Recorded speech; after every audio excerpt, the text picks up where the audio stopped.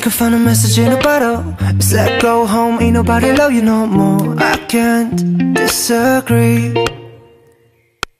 So last night I went to the club, had a couple too many, threw up. Now everybody's laughing at me, cause I'm way too sad to dance. I'm way too sad to dance.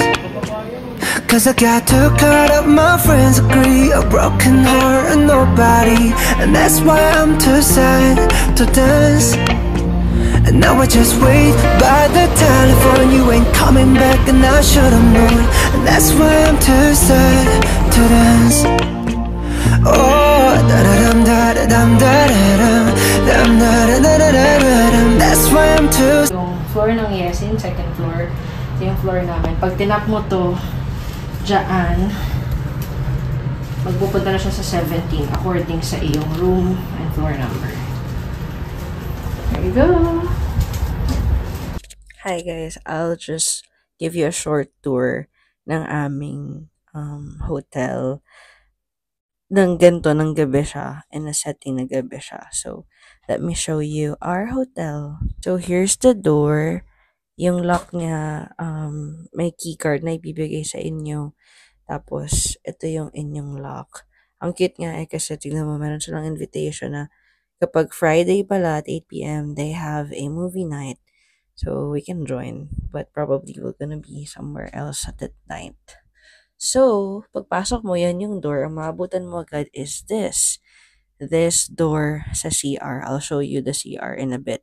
But, ito yung pwesto niya. So, may mga sabitan dyan, which I'm not gonna show kasi my bra is there. Tapos, ito yung aircon nila. Ang lamig. Sobrang lakas niyan. So, very comfortable talaga.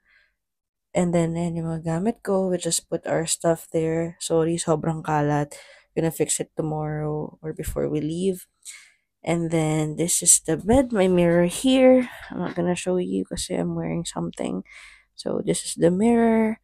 Tapos, meron din silang working TV. Kanina nanood kami ng Paralympics. Hong Kong versus China. Was funny. So, ito yung bed. Sorry, magulo na siya. Alam nyo, hindi malambot yung bed. Medyo sturdy siya, medyo firm. Pero yung mga unan niya, malambot. And also the kumot, the comforter. Manipis lang yung comforter, pero very warm naman siya sa pakiramdam. Tapos, that's a window. I'll show you in a bit. And then, we have here a painting. Ayan yung bed.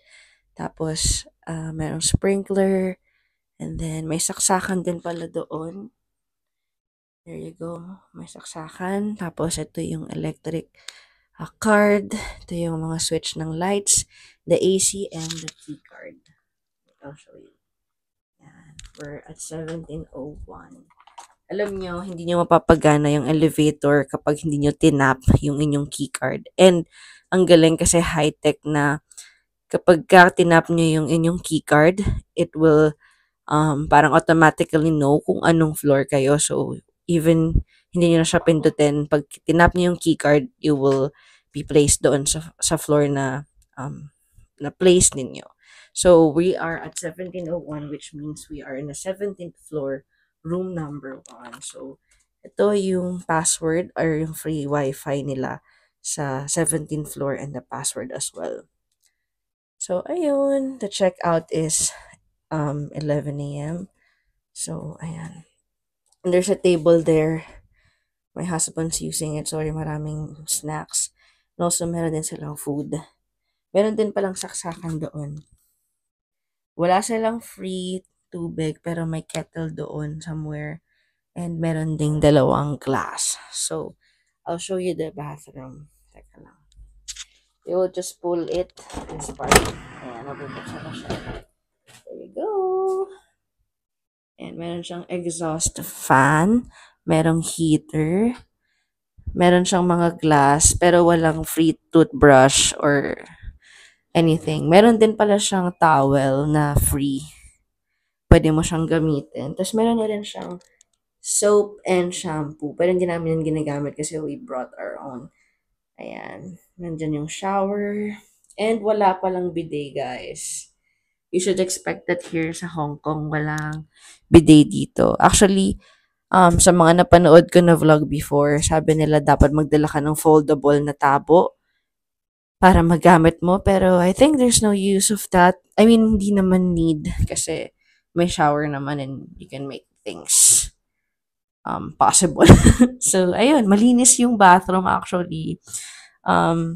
Hindi kami na problema sa anything. Talagang maayos naman ang turnover sa amin ng house. I mean, ng hotel, sorry. Wait lang, I'll just close the door. Hold on. And then, I think my favorite part here sa hotel is itong window. Let me show you.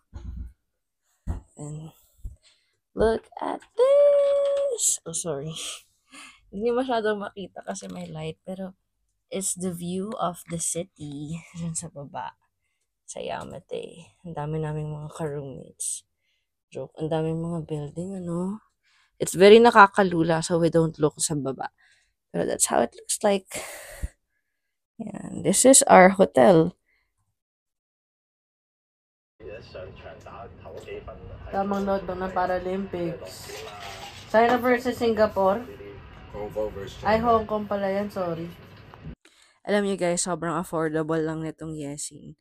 And hindi talaga siya, for me, hindi siya hassle kasi sobrang lapit lang din niya sa train station. Kaya nga kami, parang it's just a walking distance doon sa Yamate Station. Kaya hindi siya mahirap hanapin and hindi mahirap, hindi ka maliligaw, basically. Actually, hindi talaga namin naisip na magstay sa Chungking Mansions ever. Pero, nag-choose talaga kami ng ibang hotel besides Chungking Mansion na affordable. And we found this Yesin sa Yamate. So, ayun, for us, it's very sulit, worth it sa kanyang price. I will show you the price kung magkano namin siya na-book sa Agoda. So, very, very cheap lang siya. And malapit pala siya sa Mongkok. Isang station away lang siya sa Mongkok. So, if you want to like do shopping late at night, hindi yun problema kasi malapit lang kayo sa inyong hotel after nyo mag-shopping. So, ayan lang. I'll show you the hotel sa umaga naman, which is tomorrow. And maybe I'll just clean a little bit. So, yun lang. I hope you enjoy this. See ya! 망설인다는 걸 알아 진심을 말해줘 결국 다 흉터절로 돌아오니까 힘내란 뻔한 말은 하지 않을 거야